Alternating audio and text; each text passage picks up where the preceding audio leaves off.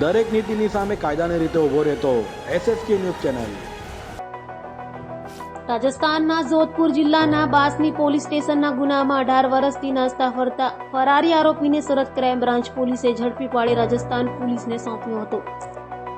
રાજસ્થાનના જોધપુર જિલ્લાના બાસની ગામનો મનોજ રતિભાઈ બાબરિયા 18 વર્ષ પહેલા બાસની ગામના રોડ પરથી 4 વ્હીલ ગાડી લઈને પૂરપાટ ઝડપે જતો હતો। તે દરમિયાન સામેથી આવતી ટેક્સી જોડે અકસ્માત સર્જ્યો હતો।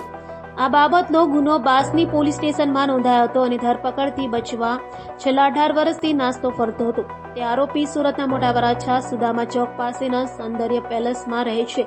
તે માહિતી સુરત ક્રાઇમ બ્રાન્ચે મળતા પોલીસના માણસોએ વોચ રાખી ધરપકડ કરી રાજસ્થાન પોલીસને સોંપ્યો છે।